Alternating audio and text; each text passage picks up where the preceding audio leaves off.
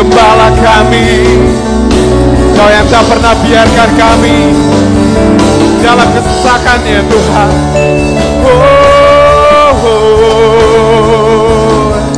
Haleluya.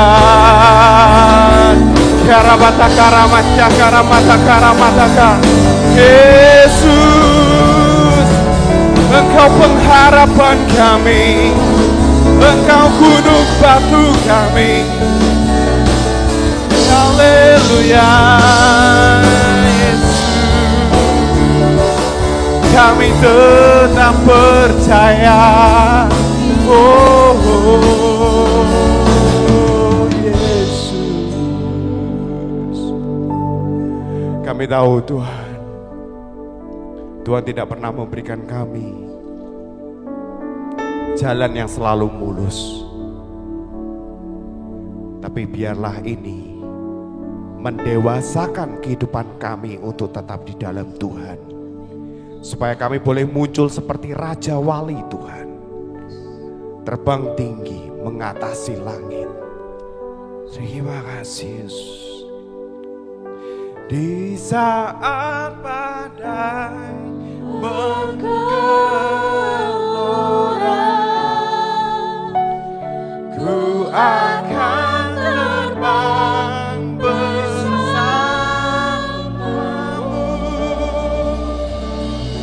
Bapa Kau Raja atas semesta, ku tenang sebab Kau ada. Di saat badai bergelora, ku akan terbang bersamamu. Bapa Kau Raja atas semesta, ku tenang sebab Kau ada. Di saat badai hidup, ya Tuhan, ku kan terbang.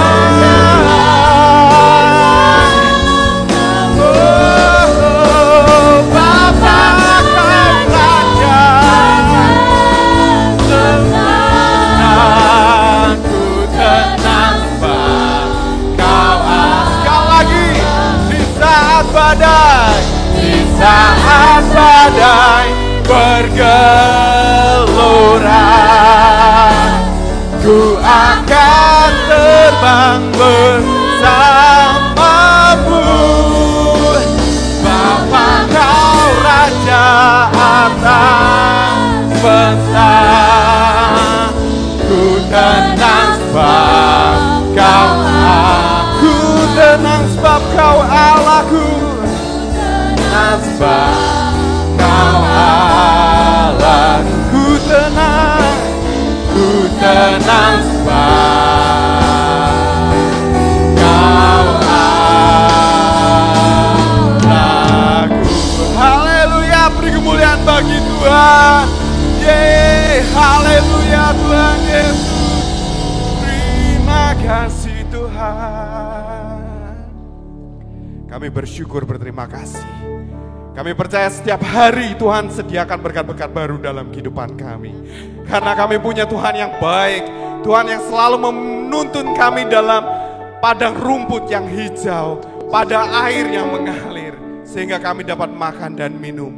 Kami percaya Tuhan Yesus Kristus, penyertaan dan perlindungan Tuhan tetap ada di dalam kehidupan kami semua.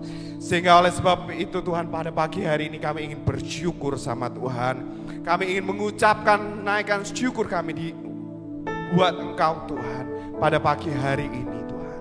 Kami serahkan Tuhan pagi hari ini dalam tangan-Mu. Kami siap untuk memuji dan membesarkan nama-Mu. Di dalam nama Tuhan Yesus, bagi Bapak Ibu yang siap untuk memuji dan menyembah Tuhan, mari sama-sama katakan amin. Haleluya. Yes. Shalom. Shalom. Luar biasa Bapak Ibu. Amin. Amin. Jangan pernah ragukan Tuhan. Amin. Mari musik. Haleluya.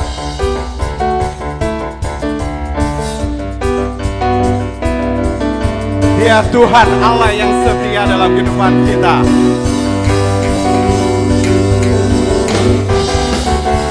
Hey.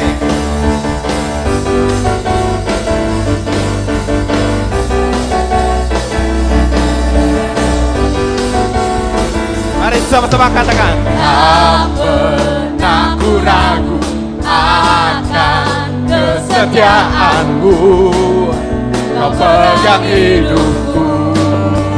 Yes. sepenuh jiwaku, ku yakin dan percaya Kau tuntun langkahku. Yesus Kaulah, Yesus Kaulah Raja dalam hidupku, berkuasa berjaya untuk selamanya.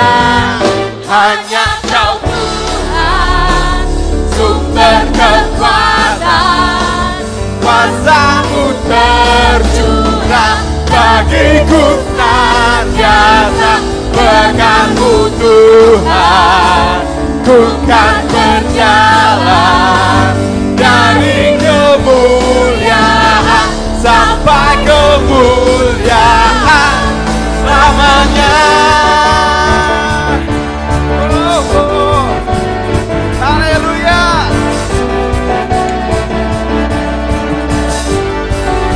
Mari sekali lagi katakan. tak pernah ku ragu akan Kesetiaanmu, Kau pegang hidup, Dia memegang setiap hidup kita. Sepenuh jiwaku, ku yakin dan percaya Kau tuntun langkahku. Yesus Kaulah, Yesus Kaulah Raja dalam hidupku, berkuasa berjaya untuk selamanya. Hanya Kau Tuhan, sumber kekuatan, kuasa-Mu tercurah bagiku senantiasa. Berkat-Mu Tuhan, berkat-Mu kan berjalan dari kemuliaan sampai kemuliaan selamanya. Haleluya.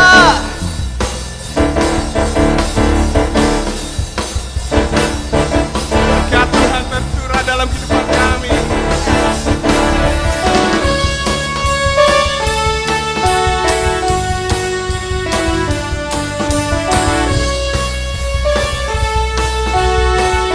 Mari Bapak Ibu siap-siap.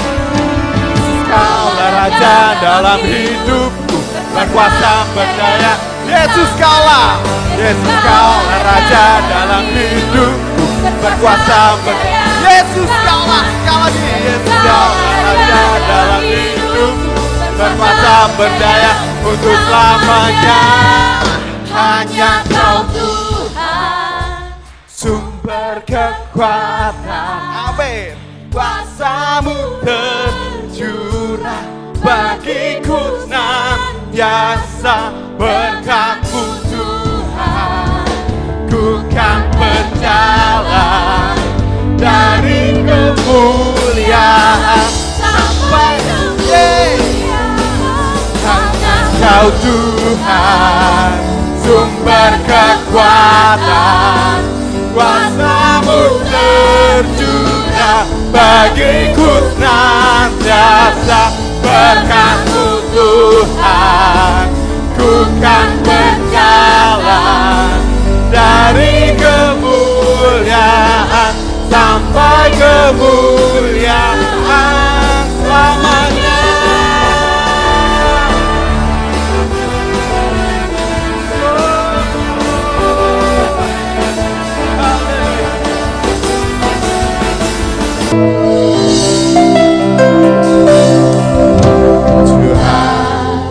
Kau sempurna, Yesus,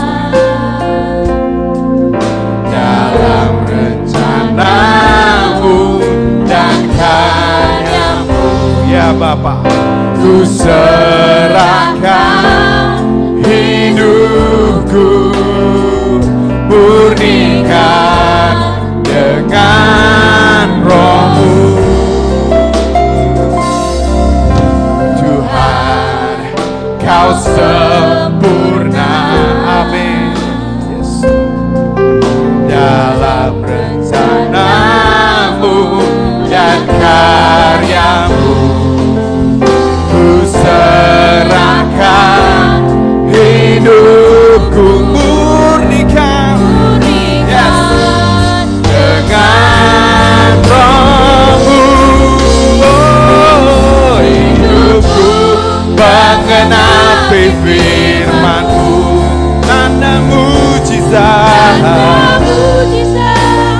sertai tiap langkahku.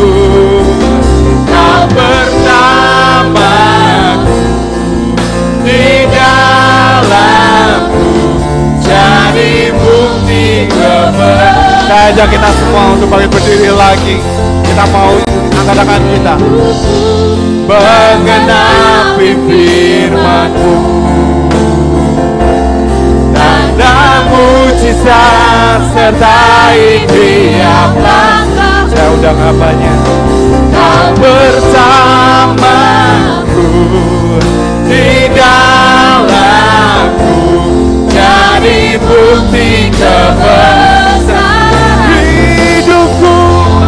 Oh, hidupku menggenapi firman-Mu, tanda mujizat sertai tiap langkahku. Kau bersamaku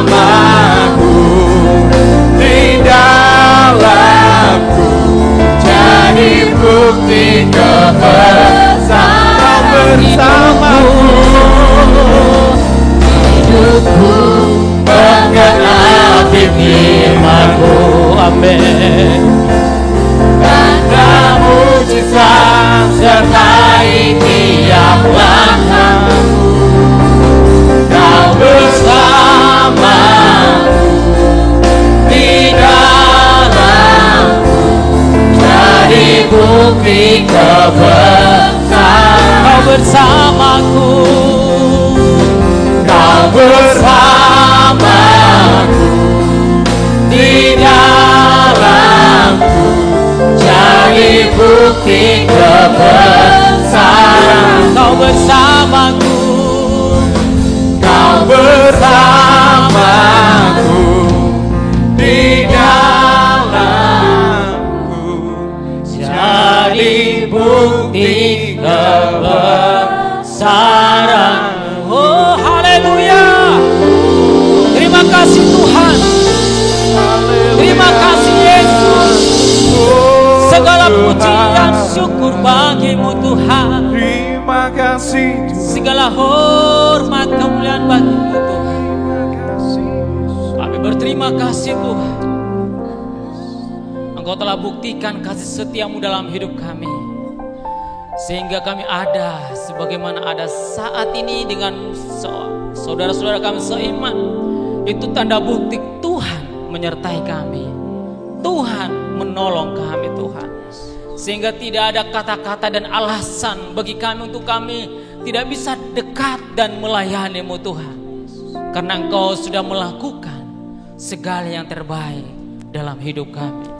Roh Kudus, urapi hamba-Mu, urapi kami semua Tuhan, sehingga setiap pesan firman-Mu yang dikumandangkan kami akan tangkap menjadi pesan yang dahsyat, pesan yang luar biasa, akan terjadi dalam kehidupan kami, akan terjadi dalam pekerjaan kami, akan terjadi dalam setiap pergumulan kami Tuhan. Terlebih saat-saat ini Tuhan, kami butuh hikmat Tuhan, kami butuh firman Tuhan, supaya kami tetap bertahan dan supaya kami tetap bersyukur dan melayani-Mu Tuhan. Roh Kudus, kuasai hati, pikiran, dan roh seluruh hidup kami. Kami serahkan dalam-Mu Tuhan. Kami siap menerima firman-Mu dalam nama Yesus. Semua yang percaya katakan amin. Beri kemuliaan buat Tuhan kita. Haleluya. Puji Tuhan. Silakan duduk saudara kasih dalam Tuhan Yesus Kristus. Hari ini saya akan membawakan satu tema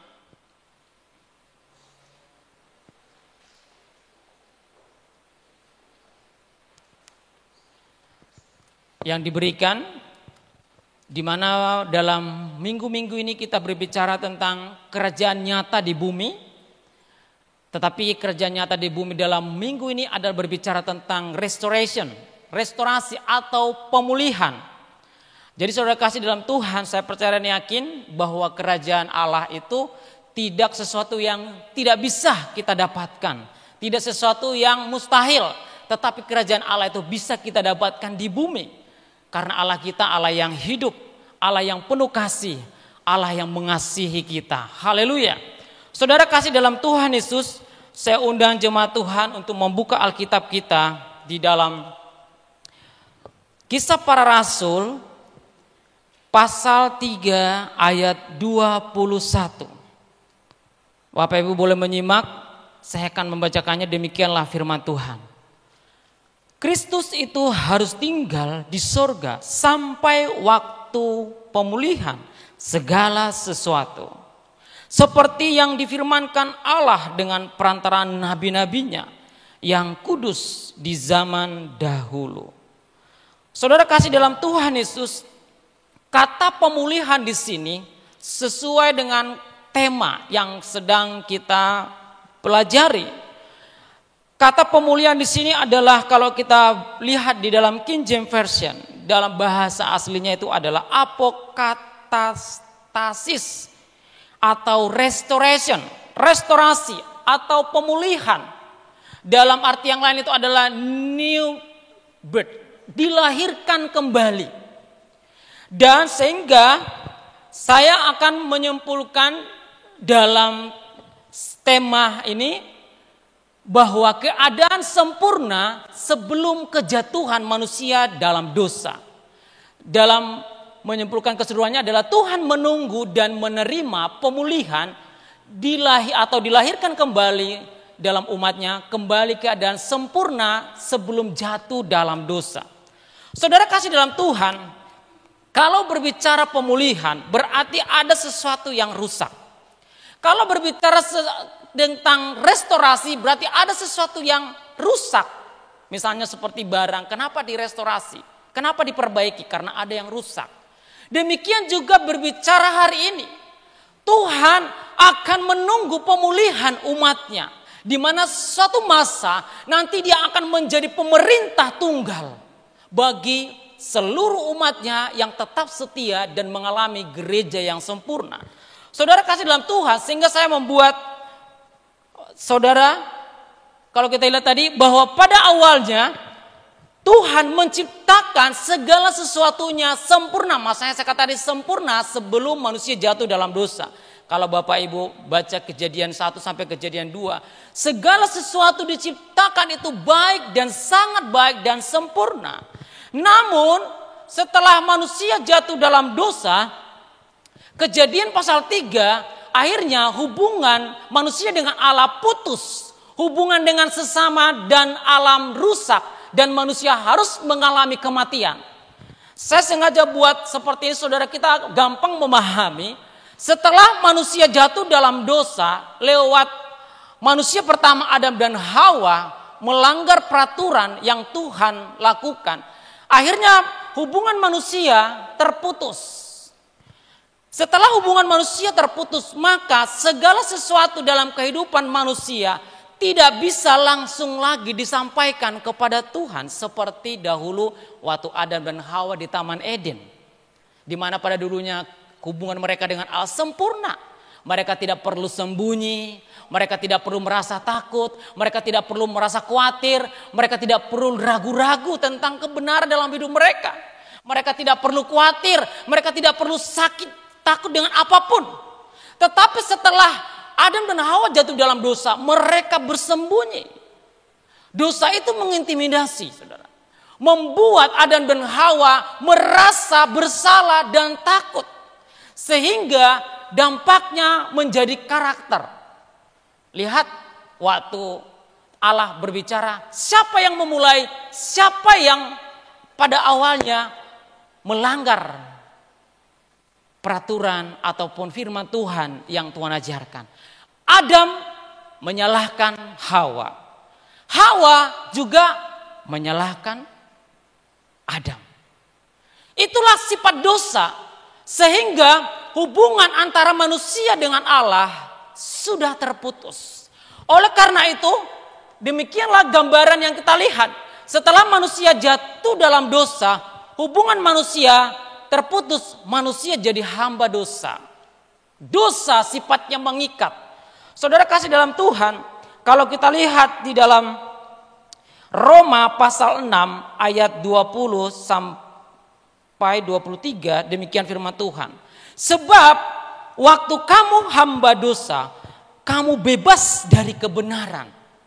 Dan buah apakah yang kamu petik daripadanya?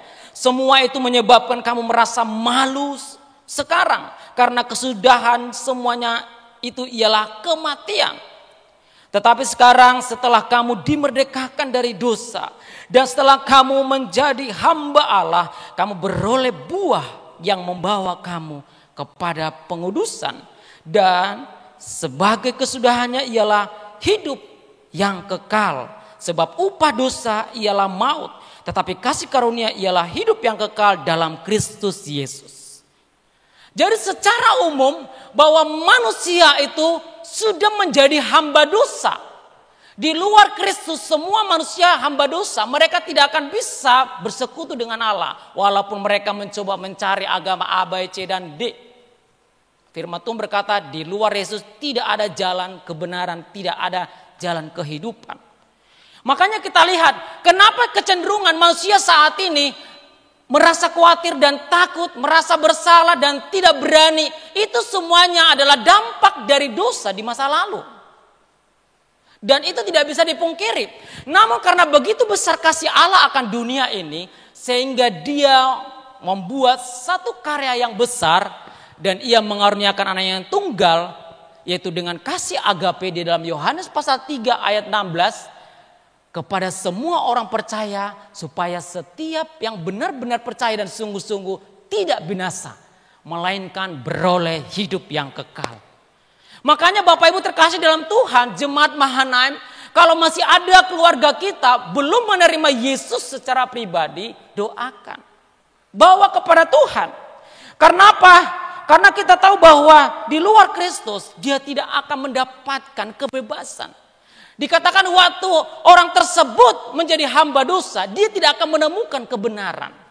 Dia tidak akan bisa berdiri kokoh, dia tidak akan percaya diri tentang kehidupan dirinya bahwa Tuhan yang menolong, bahwa Tuhan yang menyelamatkan.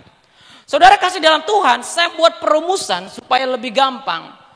Karena menurut survei, pesan yang disampaikan secara lisan dan bentuk gambar itu lebih mencapai persentase lebih tinggi. Jadi perhatikan saudara kasih, saya membuat satu perumusan. Ini adalah relationship.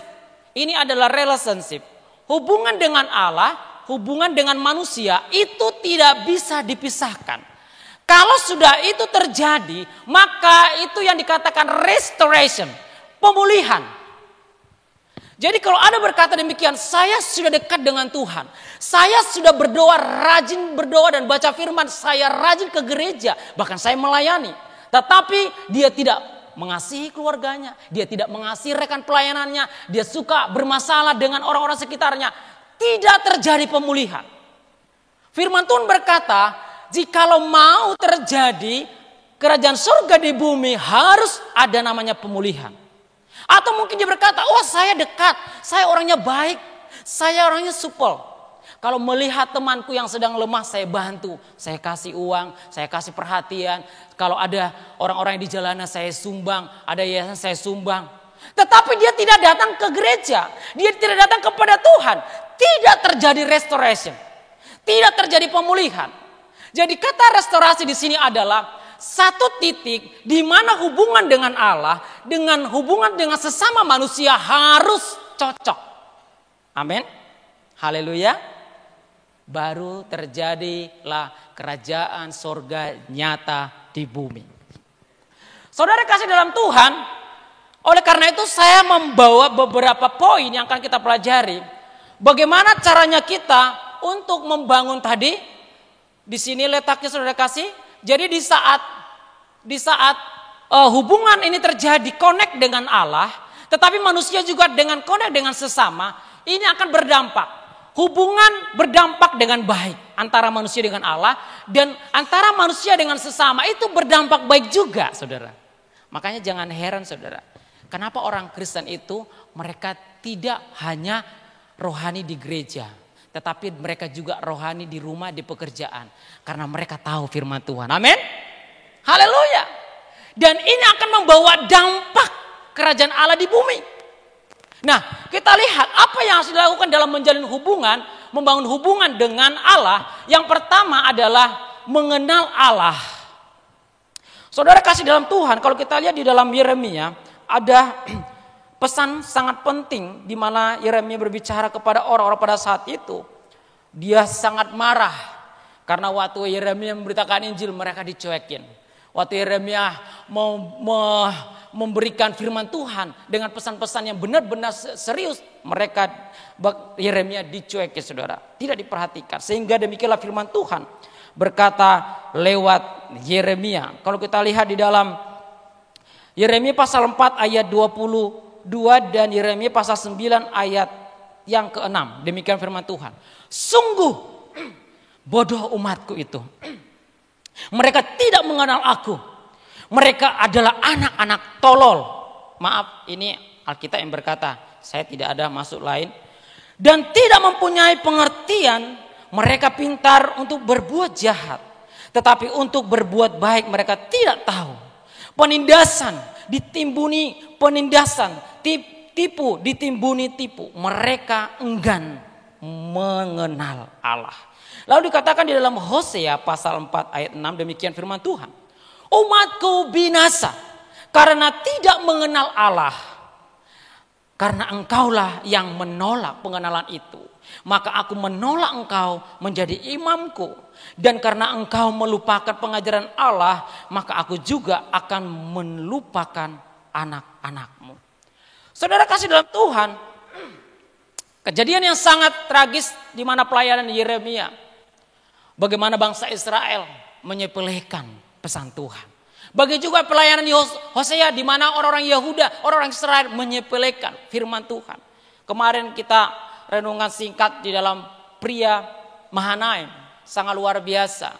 Jikalau pria Mahanaim mau diberkati, ayat yang mendasar di dalam Ulangan pasal 28 ayat 1 dan seterusnya. Di saat mereka menerima firman Tuhan dengan setia dan benar-benar sungguh-sungguh melakukannya, maka mereka akan Tuhan pelihara, akan Tuhan jaga. Bahkan di sini dikatakan bukan hanya sekedar berkat-berkat tertentu, tetapi sampai kepada ke ladang, ke dapur, kesehatan semua Tuhan akan perhatikan. Ada 5 hal, mungkin ada pria di sini masih hafal itu. Ada 5 hal yang harus dilakukan. Yang pertama adalah mereka harus membaca firman Tuhan, mendengar firman Tuhan, merenungkan dan menerima firman Tuhan, dan melakukan firman Tuhan. Yang terakhir harus membagikan firman Tuhan. Setelah diselidiki dalam 5 poin itu tidak ada yang lebih prioritas. Tetapi di dalam hal yang kelima, di saat Yesus dan murid-muridnya memberitakan firman Tuhan, men-sharekan firman Tuhan kepada orang lain, mujizat terjadi. Muncul klimaks, saudara. Jadi saudara kasih, kalau mau mengalami mujizat dalam hidupmu atau hanya biasa-biasa saja, pasti pilihnya malah mujizat.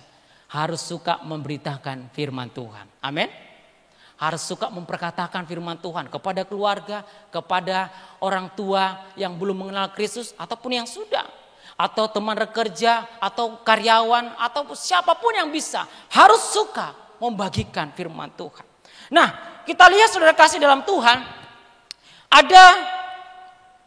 ada 2 level iman di dalam, karena kita masuk dari hal yang pertama, ada 2 level iman untuk mengenal Allah, saudara. Level iman yang pertama adalah mengalami berkat Tuhan, berarti mengalami perbuatan-perbuatan Tuhan. Yang kedua adalah mengalami Tuhan, mengalami pribadinya sehingga kita mengenal Tuhan lebih dalam dan hubungan erat. Sekarang menjadi pertanyaannya, mana level kita? Apakah kita sedang mengenal Tuhan lewat mengalami berkat-berkat Tuhan? Atau kita mengenal Tuhan lewat mengalami Tuhan itu sendiri. Kita lihat bagaimana pengalaman daripada Ayub, saudara kasih dalam Tuhan. Di dalam Ayub pasal 42 ayat 5 sampai 6 demikian firman Tuhan. Hanya dari kata orang saja aku mendengar tentang engkau. Tetapi sekarang mataku sendiri memandang engkau. Oleh sebab itu aku mencabut perkataanku dan dengan menyesal aku duduk dalam debu dan abu.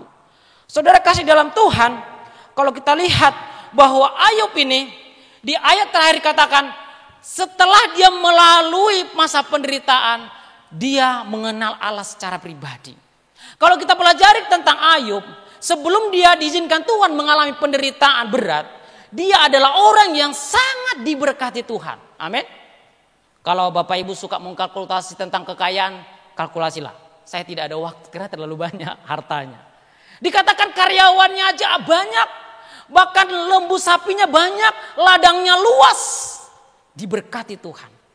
Tetapi dikatakan di ayat terakhir, justru waktu dia setelah mengalami penderitaan, dikatakan, selama ini saya mengenal engkau dari kata orang, tetapi sekarang saya mengenal engkau secara pribadi. Kenapa? Waktu dia mengalami berkat Tuhan sebelum masa penderitaan, waktu dia mengalami persoalan, ada satu kata yang dia katakan, dia mau mengutuki kelahirannya. Artinya saudara, bagaimana pengenalan kita dengan Tuhan? Apakah kita sedang dalam level yang pertama, kita mengenal Tuhan hanya mengalami berkat-berkat Tuhan saja? Atau level yang kedua, mengalami Tuhan lewat pribadi Tuhan dalam hidup kita? Ayub naik level. Pertama dia memang mengenal Tuhan, hanya mengalami berkat-berkat Tuhan. Dia diberkati. Tetapi setelah dia melewati masa penderitaan, lalu dia naik level. Dan dia mengenal Tuhan itu sendiri secara pribadi. Dan semakin dekat dan semakin mengalami secara pribadi. Saudara kasih dalam Tuhan, pengenalan akan Tuhan itu harus pribadi yang serius dengan Tuhan. Bukan karena berkat-berkat. Karena apa? Karena bangsa Israel pada saat itu banyak mereka datang kepada Tuhan. Mau tunduk kepada pimpinan Musa. Karena mereka tahu pasti ada mujizat makanan. Pasti ada roti dari sorga. Pasti ada kesembuhan. Sekali itu membuat level kita masih level standar. Kita datang ke gereja hanya memikirkan tentang berkat dan mujizat. Tetapi kita lihat sebenarnya level daripada itu, lebih lagi itu harus mengenal pribadi Allah itu sendiri. Kita lihat ada juga terjadi saudara di dalam Yohanes pasal 6 ayat 29. Kalau kita lihat di sana bagaimana Tuhan Yesus memfirmankan kepada orang-orang pada saat itu di dalam Yohanes pasal 2 ayat 26. Yesus menjawab mereka, aku berkata kepadamu, sesungguhnya kamu mencari aku bukan karena kamu telah melihat tanda-tanda, melainkan karena kamu telah makan roti itu dan kamu kenyang. Ini satu pertanyaan serius saudara. Yesus menegur mereka.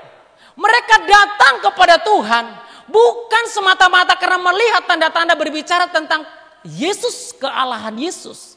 Tetapi mereka datang karena di dalam persekutuan perkumpulan itu ada berkat, ada makanan yang membuat kita kenyang. Serius sekali motivasi ini membuat kita terhalang sehingga hubungan kita dengan Tuhan tidak mengalami pemulihan. Nah, kita lihat selanjutnya saudara, yang kedua, menikmati Tuhan. Kalau kita lihat di dalam Mazmur pasal 7 ayat 4 dan Mazmur pasal 100 ayat 2, demikian firman Tuhan. Dan bergembiralah karena Tuhan, maka ia akan memberikan kepadamu apa yang diinginkan hatimu. Ayat 100 pasal 100 ayat 2, beribadahlah kepada Tuhan dengan sukacita, datanglah ke hadapannya dengan sorak-sorai. Yang kedua, untuk mengenal Tuhan, kita harus menikmati Tuhan. Adakah Bapak Ibu di sini beribadah sedang tertekan? Tertekan karena mungkin terpaksa atau memang ada satu situasi yang tidak bebas. Saudara kasih firman Tuhan sangat menegur dengan keras. Kalau kita datang kepada Tuhan harus menikmati Tuhan. Harus mengalami dengan sendiri. Jadi kalau kita sedang sukacita, ekspresikanlah sukacita itu. Tidak perlu melihat kiri kanan waktu memuji dan menyembah Tuhan. Nikmati secara pribadi. Amin. Haleluya. Itu lebih dahsyat. Nikmati Tuhan dalam hidup kita. Karena menikmati Tuhan, maka kita akan mengalami damai sejahtera. Datang ke gereja pun, hilangkan segala motivasi yang menghalangi kita. Supaya hubungan kita dengan Tuhan dipulihkan. Sehingga kerajaan Allah nyata di bumi. Kita harus menikmati Tuhan. Nikmati hubungan dengan Tuhan. Di saat kita berdoa, nikmati berdoa. Di saat kita menyembah, nikmati menyembah. Di saat kita memuji Tuhan, nikmati memuji Tuhan. Bukan karena tujuan berkat bagaimana kesuksesan. Kalau ikut Tuhan, aku akan diperhatikan. Jangan hilangkan. Pemulihan hanya terjadi jikalau kita menikmati Tuhan. Sehingga hadirat Tuhan bisa kita alami. Haleluya. Coba lihat kiri kanannya. Kalau senyumnya cocok berarti dia menikmati Tuhan. Amin. Lihat kiri kanannya. Walaupun pakai masker bisa kelihatan senyumnya. Puji Tuhan. Beri kemuliaan buat Tuhan kita. Haleluya. Kita harus menikmati Tuhan. Jangan ke gereja terpaksa. Karena kita tahu bahwa Tuhan sudah lakukan segala sesuatu yang terbaik dalam hidup kita. Amin. Jangan menuntut Tuhan hanya berkat dan mujizat saja. Nikmati Tuhan dengan hadiratnya. Dengan sukacita. Dengan penyerahan diri. Dengan hubungan yang melekat kepada Tuhan. Poin yang ketiga adalah untuk mengenal Tuhan kita harus berani melepaskan masa lalu dan melihat masa depan dalam visi Tuhan. Saudara kasih. Kita lihat poin yang ketiga adalah mengarahkan diri kepada masa depan, bergerak kepada masa depan dan mengikuti sesuai visi Tuhan. Kalau kita lihat di dalam Filipi pasal 3 ayat 13-14 demikian firman Tuhan. Saudara-saudara, aku sendiri tidak menganggap bahwa aku telah menangkapnya. Tetapi ini yang kulakukan, aku melupakan apa yang telah di belakangku dan mengarahkan diri kepada apa yang di hadapanku. Dan berlari-lari kepada tujuan untuk memperoleh hadiah, yaitu panggilan surgawi dan dari Allah dalam Kristus Yesus. Saudara kasih dalam Tuhan, sering sekali kendala kita mengenal Tuhan untuk terjadi pemulihan karena masa lalu, saudara. Tidak ada manusia yang sempurna. Bahkan Alkitab berkata seorang pun tidak ada yang benar. Artinya adalah kita punya cacat dosa di masa lalu. Dan itu bisa menghalangi hubungan pemulihan kita dengan Tuhan. Makanya Rasul Paulus menekankan kepada jemaat di Filipi. Kalau engkau mau mengalami pemulihan kepada Tuhan, lihat ke depan, masa depan. Masa lalu harus dikubur dalam-dalam. Masa lalu harus dihilangkan. Harus diselesaikan. Tidak boleh lagi berdampingan dengan masa depan. Karena masa depan penuh harapan. Amin. Di dalam Kristus. Sering sekali kita saudara. Waktu kita mulai maju naik level. Kita mulai diingatkan oleh masa lalu. Saudara kasih dalam Tuhan. Proses pemulihan itu adalah satu yang terus menerus secara konsisten dilakukan. Tidak boleh saat ini kita merasakan rohani, tiba-tiba besok kita berubah. Tidak, saudara. Harus secara kontinu. Makanya butuh namanya, manusia harus membangun hubungan dengan Tuhan secara kontinu. Supaya apa? Masa lalunya tidak menghantui untuk melakukan masa depan. Karena masa depan Tuhan sudah punya janji untuk meraih mahkota kerajaan Allah. Saudara kasih dalam Tuhan, kita pikirkan kalau itu membuat kita terhalang untuk melakukan visi Allah, untuk melakukan pekerjaan Tuhan, maka kita harus menghapus itu masa lalu. Supaya kita bisa meraih mahkota kehidupan. Jadi untuk membangun hubungan dengan Allah, itu harus menjadi catatan bagi kita. Kita harus mengalami Tuhan, kita harus menikmati Tuhan dan bergerak masa depan meninggalkan segala masa lalu yang menghalangi kita. Karena dosa masa lalu itu mengikat, mengintimidasi, membuat orang tidak percaya diri.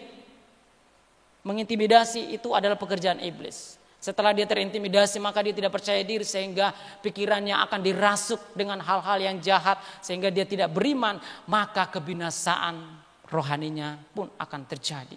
Tetapi di saat kita tahu kebenaran bahwa kita tidak mau terjebak dengan hal itu. Nah, masuk dengan hal yang kedua. Yang pertama tadi membangun, kita tahu yang pertama tadi membangun hubungan dengan Allah itu adalah relationship kita harus lakukan. Tapi yang kedua, membangun hubungan dengan sesama, saudara.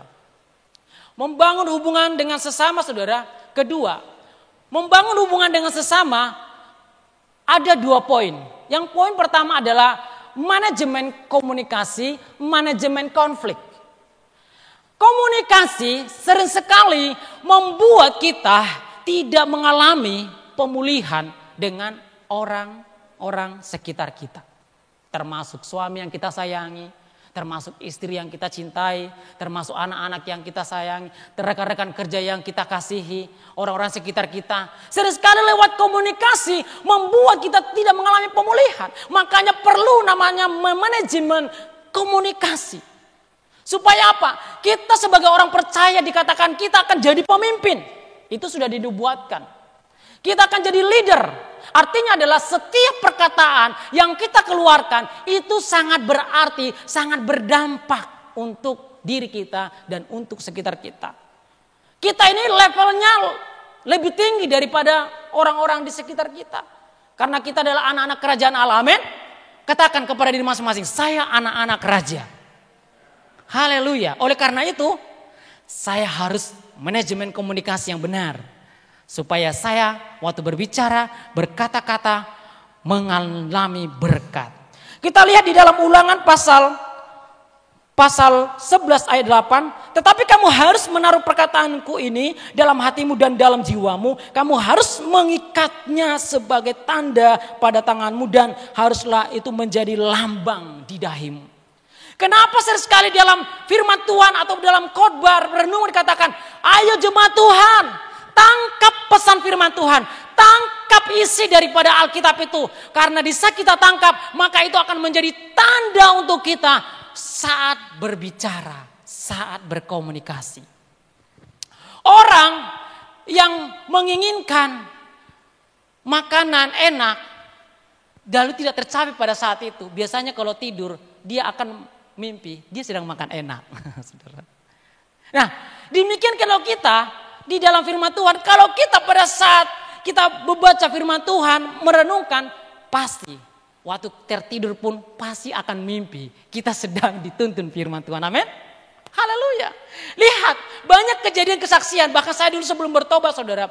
Sering saya waktu tidur itu ada kuasa-kuasa kegelapan seperti menakutkan, kadang-kadang bentuk binatang, kadang-kadang bentuk wajah yang seram, itu mengejar-ngejar saya. Padahal pada saat itu saya punya banyak ilmu juga saudara di masa lalu. Tapi waktu saya tertidur, saya dikejar-kejar seperti ada roh jahat yang ingin menangkap. Tetapi setelah dalam firman Tuhan, setelah saya menerima Kristus secara pribadi, luar biasa. Yang selalu ada dalam hidup saya dan mimpi saya, hal-hal yang indah. Amin. Kenapa? Karena apa yang ada di dalam diri saya itu kebanyakan seluruh dikonsumsi lewat firman Tuhan. Sehingga lewat dan berkomunikasi, lewat dalam berpikir saudara.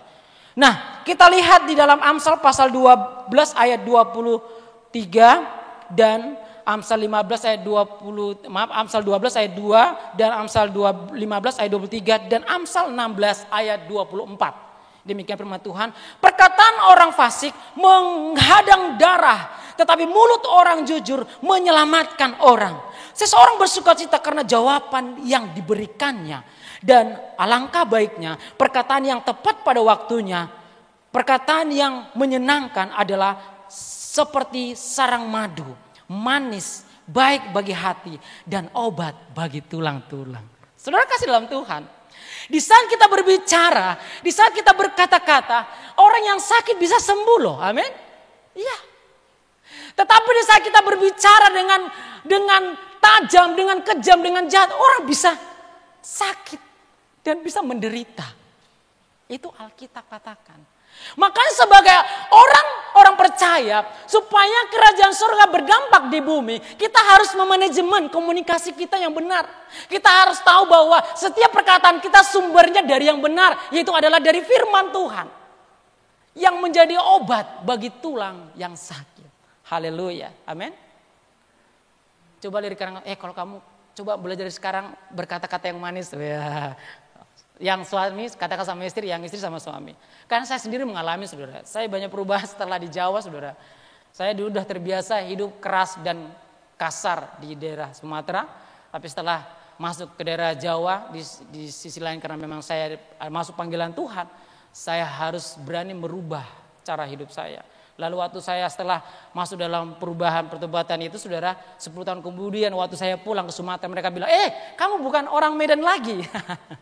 Saudara, kamu udah orang Jawa Tengah katanya gitu saudara. Ternyata yang saya lihat di situ adalah karena Tuhan. yang membuat kita lewat firman-Nya berubah. Amin. Akhirnya apa? Yang dulunya mereka kalau ketemu saya mesti kalau nggak berbicara tentang bagaimana berninja, bagaimana berjudi, bagaimana mau berniat melakukan rencana-rencana jahat. Itu berubah. Mereka jadi dengan sendirinya berusaha untuk menyesuaikan diri dengan saya. Karena mereka tahu saya sedang mengalami perubahan. Kalau dulu saya sebelum bertobat, wah kacau balau saudara. Hidupnya tidak bisa menyenangkan orang. Bahkan menyakiti jika perlu. Orang tersebut harus menjadi orang yang menderita. Baru kenikmatan dosa itu terjadi di masa lalu. Nah tapi kita lihat saudara. Kita harus lihat oleh karena itu kita harus masuk manajemen. Saya buat rumusan kecil saudara. Lewat penelitian dari Profesor Robert Waldinger. Dia berkata bahwa bukan kekayaan, bukan uang banyak, bukan popularitas atau jabatan. Melainkan membangun hubungan yang baik dengan orang lain. Dia membuat satu buku The Good Life. Dia membuat satu buku, dia membuat satu materi bahwa hidup yang baik itu bukan karena kekayaan. Bukan karena duit yang banyak. Bukan karena popularitas atau jabatan yang tinggi. Tetapi hubungan yang baik dengan orang lain. Wah luar biasa. Dia seorang yang terkenal saudara. Dia sangat diberkati saudara. Ternyata selama ini yang dipikirkan orang persentasenya tinggi. Mereka bekerja keras supaya mereka menjadi kaya. Mereka bekerja keras supaya mereka mendapatkan uang yang banyak. Mereka mulai cara yang bermacam cara supaya mereka dapat posisi tinggi. Ternyata menurut penelitian itu tidak akan bisa menolong kita membangun kesuksesan dalam hidup yang baik. Amin. Jadi mulai sekarang harus berani mengubah mindset kita. The good life. Kalau mau mengalami hidup yang baik, harus membangun hubungan yang baik dengan orang lain. Dengan keluarga kita, dengan tetangga kita, dengan saudara-saudara kita, dengan rekan kerja, dengan karyawan, dengan siapapun. Karena dikatakan menurut penelitian itu, di saat orang itu mendapatkan hubungan yang baik, maka mereka akan berdoa kepada kamu. Wah, luar biasa. Ternyata kebaikan-kebaikan kita yang lakukan dalam hubungan itu menjadi doa yang dahsyat dalam hidup kita. Amin. Ada orang berpikir, wow, supaya saya menjadi orang hebat, saya harus mencari kekayaan, saya harus mencari uang yang banyak. Tapi di dalam penelitian itu justru orang-orang tersebut malah tidak memiliki damai sejahtera. Keluarganya hancur kacau balau, kehidupannya tidak jadi contoh, kehidupannya hancur benar. Tetapi ada penelitian lain, setelah dia hidup baik, membangun hubungan. Ada satu penelitian 1938 di Harvard, studi yang ada di sana itu terkenal di dunia. Membuat penelitian kepada 750 mahasiswa.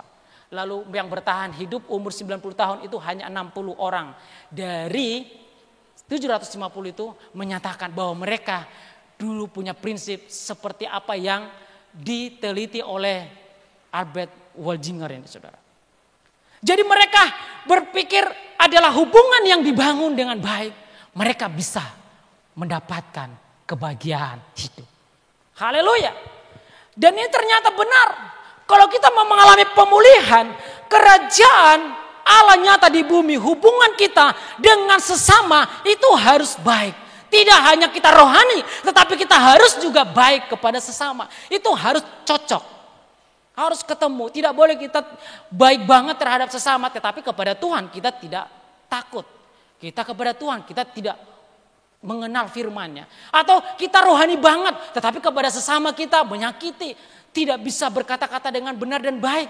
Membuat orang banyak menderita, tidak cocok. Maka lihat, maka pemulihan tidak akan terjadi. Tetapi di saat itu cocok, maka pemulihan kerajaan surga nyata di bumi, saudara kasih.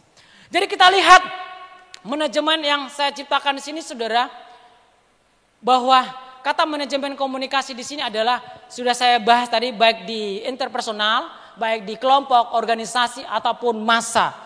Saudara kasih bahwa ini menunjukkan bahwa komunikasi itu sangat penting.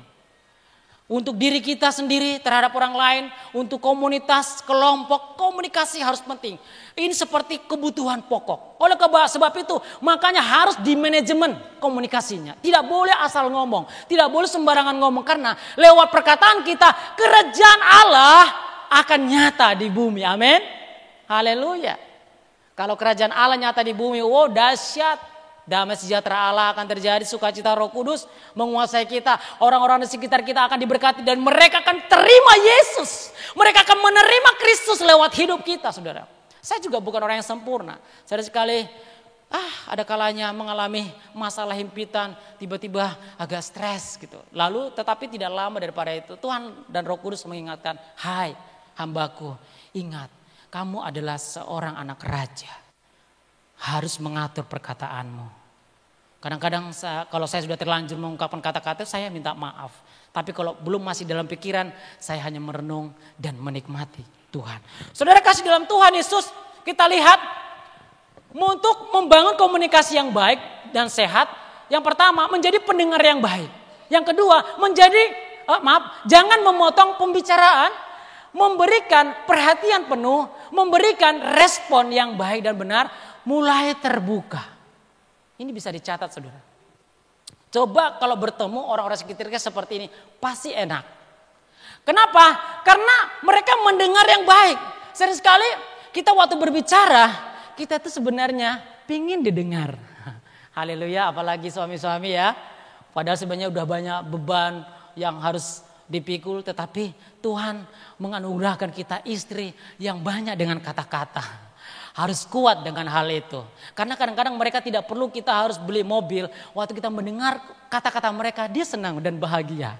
Dia merasa dihargai dan dia merasa tertolong dan dipulihkan. Dan demikian juga istri. Harus pintar berkomunikasi kepada suami. Sudah melihat suami pulang dari kerja, capek, jangan ngomongin soal duit. Jangan ngomongin soal nilai nominal, nanti tambah stres. Besok bisa dia kerjanya berantakan. Komunikasi harus yang benar. Waktu berbicara harus membangun komunikasi yang benar.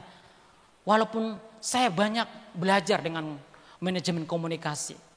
Karena biasanya saya orang sanguinis. Orang sanguinis itu paling cepat dan menangkap itu ingin mengeluarkan pembicaraan yang cepat. Tetapi karena lewat firman Tuhan harus belajar menghargai, mendengar yang baik. Dan perhatian dan memberikan respon, saudara. Walaupun mungkin suatu ketika ada orang tertentu, mungkin dia menurut kita tidak menyenangkan dia berbicara.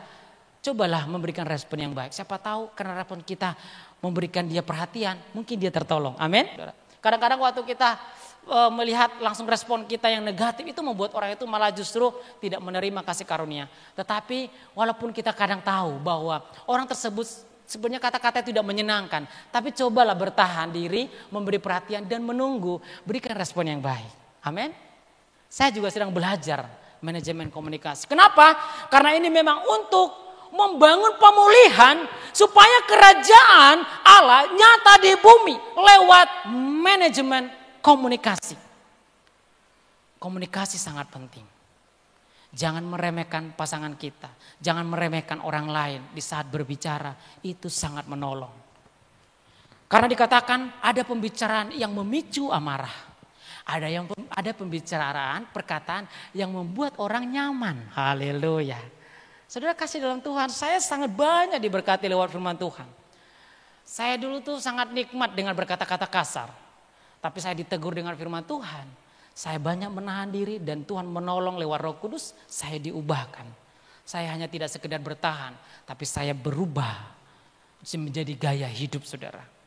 Kadang-kadang emosi sesaat itu bisa membuat kita merugikan orang lain dan juga merugikan diri kita sendiri. Tetapi waktu firman Tuhan Allah datang, itu akan bisa mengontrol kita. Amin.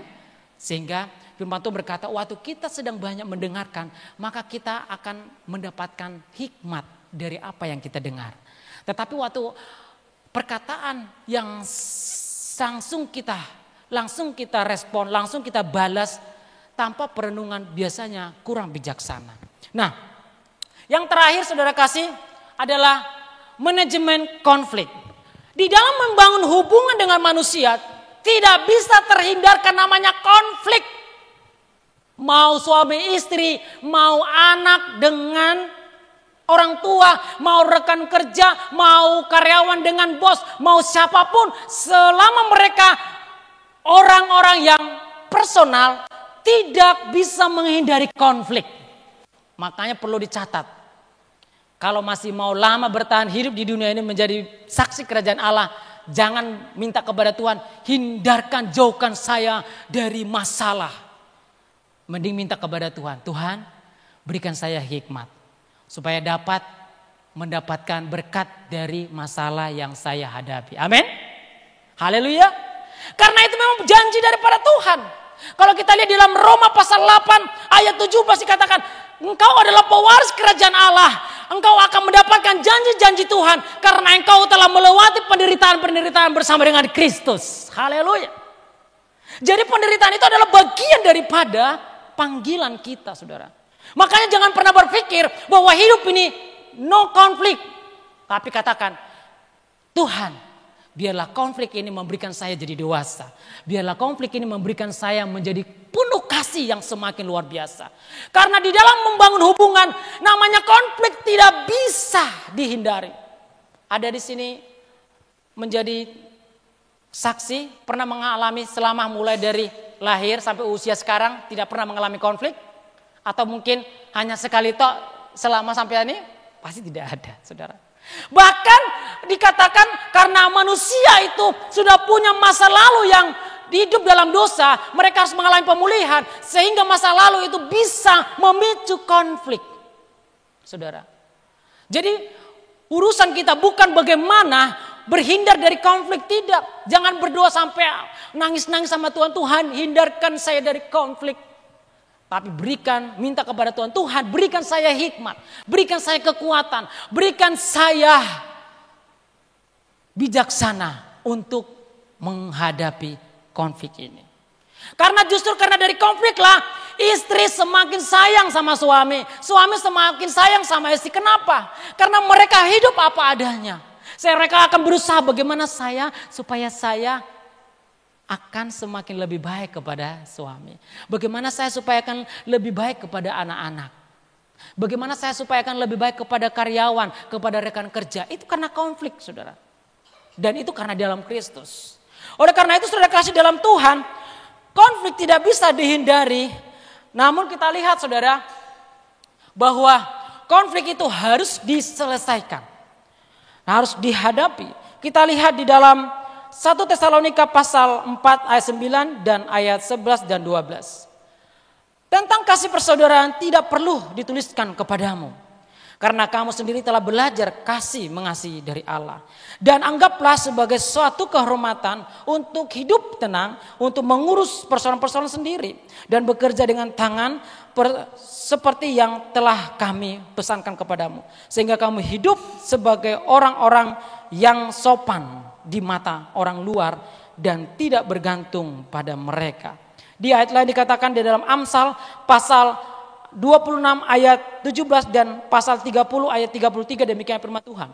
Orang yang ikut campur dalam pertengkaran orang lain adalah seperti orang yang menangkap telinga anjing yang berlalu.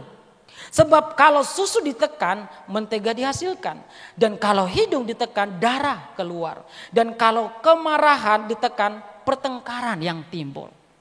Inilah masalah konflik yang sedang kita hadapi. Oleh karena itu butuh namanya manajemen konflik. Supaya apa? Supaya kita menghadapi, menyelesaikan konflik itu. Dan membuat kita menjadi dewasa, saudara. Kita lihat, saudara. Dikatakan ada 4 hal yang harus kita perhatikan di dalam manajemen konflik. Yang pertama adalah pengenalan. Pengenalan itu adalah terlebih dahulu Anda harus tahu akar permasalahan awal mulanya dan terjadinya di mana. Jadi kalau mau menyelesaikan masalah konflik, jangan langsung ditanggapi dengan respon sesaat. Tetapi harus kenali dulu masalahnya apa. Siapa yang memicu masalah, apa yang terjadi dan di mana. Harus kenali masalah. Yang kedua adalah diagnosa. Informasi yang ingin diperoleh seperti siapa saja yang berkonflik. Jadi harus didiagnosa. Harus tahu seperti apa sih sebenarnya sumber konflik itu. Masalah itu seperti apa sih. Sering sekali waktu kita menghadapi masalah. yang begitu serius, kita langsung mulai menyimpulkan, langsung mengejas orang tersebut. Padahal belum tentu orang tersebut itu dari dalam hatinya, bisa saja karena dipengaruhi orang lain. Tapi memang itu banyak kejadian, saudara. Oleh karena itu, saudara, yang selanjutnya dikatakan bahwa yang ketiga adalah solusi. Konflik tidak bisa dihindari, tetapi waktu menghadapi konflik harus memikirkan solusi. Karena tanpa solusi, maka konflik akan terjadi terus-menerus dan terulang dan berulang kali. Dikatakan di dalam keterangan dalam sini dikatakan, saudara kasih, bahwa solusi adalah menyepakati solusi yang dirasa paling tepat untuk mengakhiri konflik. Jadi misalnya kalau kita punya masalah dengan perusahaan atau karyawan ataupun orang yang dekat kita, kita harus buat kesepakatan. Konflik ini gak boleh terus menerus berlangsung. Kita harus buat kesepakatan. Dan waktu membuat kesepakatan tidak boleh berat sebelah. Makanya di dalam konseling pastoral, untuk menyelesaikan masalah itu tidak boleh 2 orang. Harus ada orang ketiga. Orang ketiga itu bisa pimpinan rohani. Orang ketiga itu bisa orang yang kita percayakan. Harus ada di dalam masalah itu. Supaya apa? Supaya tidak ada yang subjektif, tapi objektif. Artinya adalah kita mengambil tengah-tengahnya. Amin. Coba bayangkan kalau menyelesaikan masalah. Kita udah saya A dengan B, terus menyelesaikan A dengan B. Ya, syukur-syukur mereka dewasa rohani. Bisa. Tetapi kalau belum dewasa rohani, justru itu akan semakin rumit. Mending cari orang ketiga menjadi saksi dan penengah. Konflik harus ada solusi. Tidak boleh melihat hanya sisi sebelah saja. Harus ambil tengah-tengahnya. Harus punya kesepakatan. Nah, yang terakhir, kesepakatan apa? Setelah ada kesepakatan konflik itu, lalu dievaluasi. Evaluasi dilakukan bertujuan untuk tidak mengulangi kesalahan atau konflik yang terjadi sama seperti biasanya. Jadi harus ada seperti itu. Manajemen konflik ini tujuannya adalah supaya kita bisa disiplin, terlatih. Sehingga waktu kita punya masalah tidak berdampak kepada lingkungan kita. Sehingga lingkungan kita tidak menerima Kristus, bahkan mereka mengalami sakit hati. Kita yang berkonflik tapi orang lain yang dirugikan. Itu adalah masalah yang serius. Oleh karena itu kita harus memanajemen, saudara. Kita harus tahu apa masalahnya dulu. Setelah itu baru kita diagnosa. Kenapa ini terjadi? Di mana terjadi? Siapa aja ada orang yang di situ. Lalu kita harus ambil solusi. Ambil kesepakatan. Tidak boleh masalah ini terus berlanjut. Dengan catatan.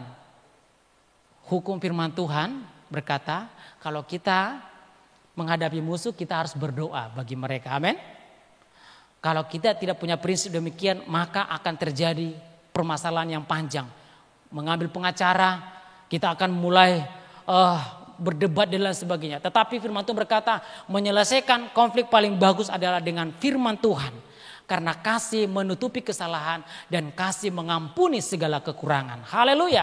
Dan yang terakhir, kesimpulan daripada semuanya itu adalah kerajaan sorga akan nyata di bumi saat hubungan manusia dengan Allah dan hubungan manusia dengan sesama dipulihkan kembali. Saudara kasih dalam Tuhan, pemusik bisa maju ke depan semua pelayanan. Saudara kasih dalam Tuhan Yesus Kristus.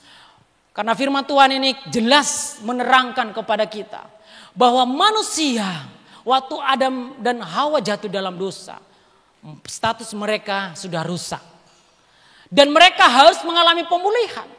Pemulihan itu hanya terjadi di saat hubungan yang baik yang akan dipulihkan. Bagaimana hubungannya dengan Kristus? Bagaimana hubungannya dengan sesama? Sering sekali waktu kita mulai berbuat baik kepada sesama kita. Tetapi karena hubungan kita kepada Tuhan tidak baik. Akhirnya kita tidak mendapatkan hikmat yang dari Tuhan. Lalu kita mulai menyelesaikan masalah-masalah itu lewat cara kita. Dan cara itu adalah cara yang salah. Yang membuat orang lain juga tersakiti. Dan sebaliknya, waktu kita mulai membangun hubungan dengan Tuhan. Tetapi kita tidak mau membangun hubungan dengan sesama. Maka pemulihan tidak terjadi. Tetapi yang sesungguhnya adalah di saat kita mulai membangun hubungan kita dengan Allah. Dan membangun kita dengan sesama. Maka pemulihan dari Tuhan terjadi. Dan kerajaan Allah surga nyata di bumi. Haleluya. Tuhan pulihkan, Tuhan sentuh hati kami. Haleluya. Aku mencintai segala yang telah terjadi. Amin. diri, jalani hidup ini selalu menyertai. Betapa ku menyadari Tuhan, Betapa ku menyadari di dalam hidupku ini Kau selalu memberi rancangan terbaik oleh karena kasih. Bapa sentuh hatiku, Bapa sentuh hatiku, ubah hidupku menjadi yang baru, bagai emas yang murni. Kau membentuk rencana hatiku. Bapa, ajarku mengerti sebuah kasih yang selalu memberi, bagai air mengalir yang tiada pernah berhenti. Sidang jemaat Tuhan, mari renungkan pujian ini, saudara. Mungkin Bapak Ibu sedang mengalami hubungan yang rusak kepada sesama. Minta pengampunan saat ini. Tuhan sedang berbicara dengan serius. Tuhan sedang menyampaikan pesan firman Tuhan dengan serius. Hubungan yang baik dengan sesama, yang dipulihkan, maka hubungan itu akan dipulihkan juga dengan Tuhan. Mungkin sebelum ini kita sedang mengalami masalah dengan orang sekitar kita. Jangan malu untuk meminta maaf. Jangan malu untuk membuka diri. Jangan malu untuk bersahabat menjadi teman yang baik. Karena di saat hubungan kita dengan sesama dipulihkan, mengalami pengampunan, dan hubungan kita dengan Tuhan dipulihkan, mengalami pengampunan, maka kerajaan surga akan nyata di tengah-tengah kita, di keluarga kita, dalam pekerjaan kita. Saudara kasih dalam Tuhan, nyanyikan pujian ini dengan sungguh-sungguh sambil renungkan, sehingga di saat pulang nanti ambil dalam pergumulan. Tuhan mau memulihkan saya dengan hubungan dengan sesama dan hubungan dengan Tuhan. Bapa, sentuh hatiku, ubah hidupku menjadi yang baru, bagai emas yang murni. Kau membentuk rencana hatiku. Bapa, ajarku mengerti sebuah kasih yang selalu memberi, bagai air mengalir yang tiada pernah berhenti.